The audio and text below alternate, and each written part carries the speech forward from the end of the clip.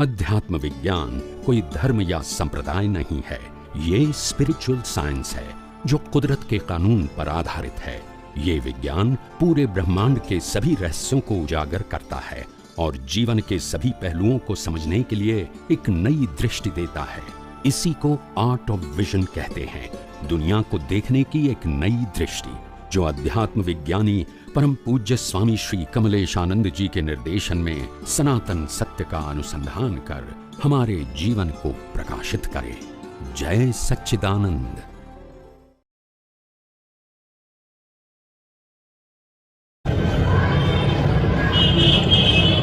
પછી મને કહે કે આત્મામાં શક્તિઓ બધી બહુ છે, શું કીધું? હા, એવું શાસ્ત્રોમાં વર્ણન એને વાંચ્યું હોય ને, પાછું જૈન પૂતગલ છે એટલે વાંચ્યું હતું ને આગળ પાછળ કંઈક પણ. એટલે મને કે આત્મામાં ઘણી શક્તિઓ છે.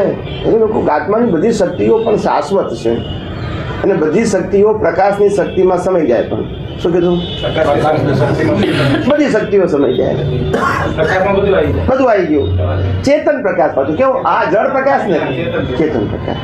ચેતન પ્રકાશનો મતલબ એવો કે આખી દુનિયાને અહીંયા બેઠા બેઠા જોઈ શકે, એને કોઈ બાઉન્ડ્રી ના નડે, કોઈ અવરોધ નડે, પર્વતોમાંથી આર પાર નીકળી જાય, એવો પ્રકાશની ચેતન શક્તિ વાળો પ્રકાશ. ખ્યાલ આવે ને? આ પ્રકાશની તો મર્યાદા છે. એટલે એવું.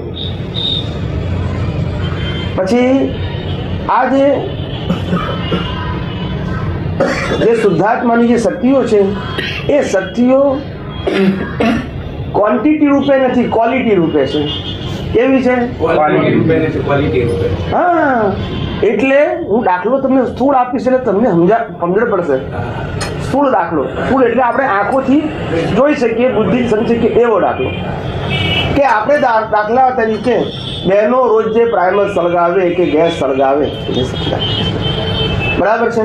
રોજ જે અગ્નિ સળગાવે એને ઓળવે, બરાબર છે?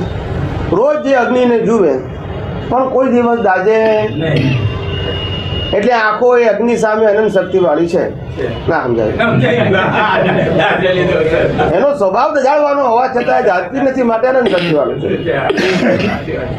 આ તો સ્થૂળ દાખલો છે, સ્થૂળ દાખલો. પછી એવું નહીં કોઈ બળી જાય એવું નહીં પૂછવાનું, તો સામાન્ય વાત છે. રોજ જે અગ્નિને જુએ તારામ 10 વખત, છતાં બળે નહીં આંખ કોઈ દિવસ. તો કે હું અનંત શક્તિ વાળો છું. તો કઈ રીતે અનંત શક્તિ વાળો છું? તો કે એને સ્પર્શે નહીં, અડે નહીં, ખેંચે નહીં, એવો અનંત શક્તિ. એ ક્વોલિટી વાચક છે, ક્વોન્ટિટી વાચક નથી. એવો જોવે છે છતાં, જોવે છે, જાણે છે છતાં એને એ અગ્નિ દજાડતી નથી, એને સ્પર્શતી નથી, એને ખેંચી જતી નથી, કશું કરી શકતી નથી. એનું સામર્થ્ય છે પણ આને કશું કરી શકતી નથી. એમ આત્માનો જે અનંત શક્તિ પ્રયોગ વાપરીએ, અનંત શક્તિનો પ્રયોગ વાપરીએ તો અનંત શક્તિ એટલે દુનિયાની શક્તિઓનો સરવાળો નહીં, પણ દુનિયાની એક પણ વિના શક્તિ એને સ્પર્શી ના શકે, ખેંચી ના શકે, આકર્ષી ના શકે એવો અનંત શક્તિ વાળો છે. આકર્ષી શકે છે નહીં, ખેંચી શકે નહીં, સ્પર્શી શકે નહીં. એટલે શું કહેવા માંગો છો તમે? એટલે કે આ રિલેટિવ શક્તિ સાથે એને કોઈ લેવા દેવા જ નહીં, એનાથી જુદો પ્રકાશ સ્વરૂપ જોયા. પ્રકાશ સ્વરૂપ એટલે એના પ્રકાશમાં ઝળકે ખરું, એને અસર થાય. આકર્ષી શકે નહીં એટલે એને ખેંચે નહીં, આત્માને ખેંચે નહીં. એમ એનાથી પ્રભાવિત થતો નથી, કોઈ દિવસ ના થાય. હા, એ અસંગ ગુણ છે. એને અસંગ ગુણ કહેવાય આત્માનો. હા, અસલ ગુણ.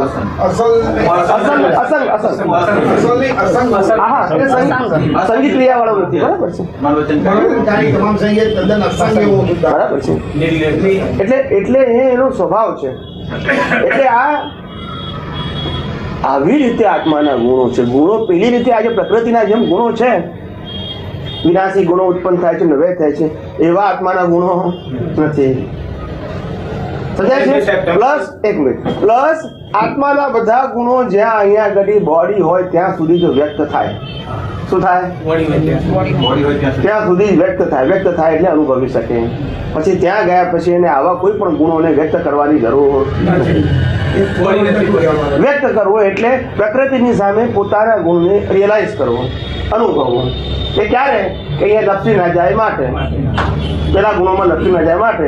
એ વખતે આ પ્રતિષ્ઠિત આત્માને પુરુષાર્થ તરીકે કામ લાગે છે કે પેલામાં લપસી ના જાય માટે.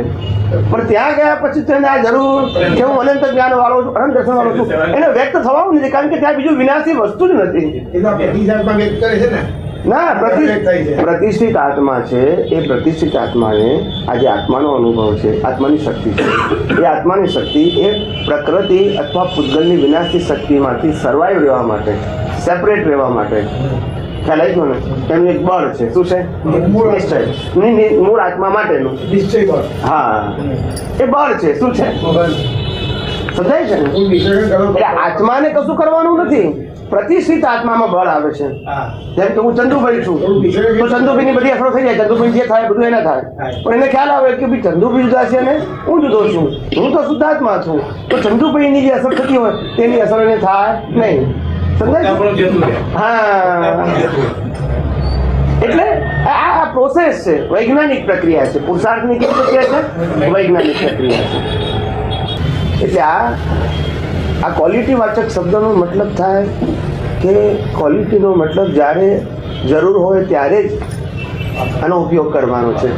આ શક્તિ સ્વરૂપે આપણે જે વાત કરીએ છીએ એવી શક્તિ નથી. જેમ વિનાશી શક્તિનું અસ્તિત્વ છે ને ભાવના આધારે, શું છે? ઇફેક્ટ છે, એવું એનું અસ્તિત્વ નથી. એનું અસ્તિત્વ તો જ્ઞાન પ્રકાશ છે. શું છે? એ જ્ઞાન પ્રકાશની અંદર જે પ્રકૃતિની વિનાશી શક્તિઓ છે, વિનાશી અવસ્થાઓ છે, એ એને નાશ કરશે એનો સ્વભાવ છે. એટલે એની સામે એનો આ ગુણ કીધો. શું કીધું? સમજાય છે? બીજું કશું છે નહીં. એટલે તમામ પ્રકૃતિના ગુણોની સામે જ આત્માના જે ગુણો એને વિરોધાભાસ મૂક્યા. તે અહીંયા હોય ત્યાં સુધી, બોડી છે ત્યાં સુધી ત્યાં જરૂર જ નથી.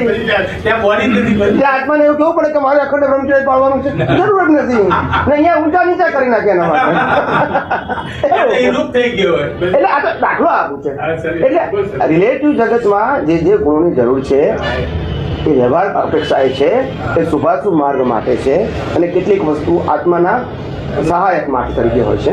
પણ મેઇન વસ્તુ જે આત્મા જે છે અને આત્માનો જે ગુણો કહીએ છે એ ગુણો એ મૂળ આત્માના સ્વભાવ રૂપે જ છે. કયા રૂપે છે? એ વ્યક્તિગત ગુણો ઉત્પન્ન થાય અને નાશ થાય એવા છે નહીં. એ પ્રકૃતિની અપેક્ષાએ છે. શેની અપેક્ષાએ છે?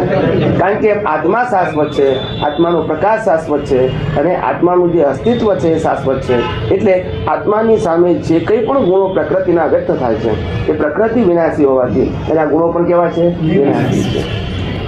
એટલે તમને વિનાશી ગુણોમાં તમે ખેંચાઈ ના જાઓ, આકર્ષાઈ ના જાઓ, એટલા માટે આ ગુણોની વાત છે.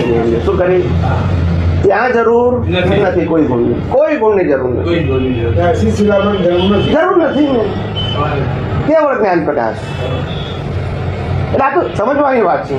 કારણ કે આ આમાં શું થાય છે કે આ બધી જ્યારે આવી વાતો સૈદ્ધાંતિક નહીં જાણવાથી આ નાની બાબતોનો સિદ્ધાંત જ્યારે ગોળ ગોળ ફર્યા જ કરે છે. એનામાં કેટલા 25 અવતાર નીકળી જાય, આનો મર્મ પકડતા બીજા 25 અવતાર નીકળી જાય.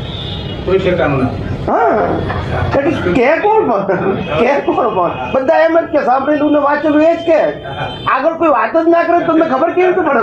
કેવી રીતે ખબર પડે? ના પડે, સવાલ જ નથી. બધા શાસ્ત્રો તમે આજે કીધું ને કે આ સનાતન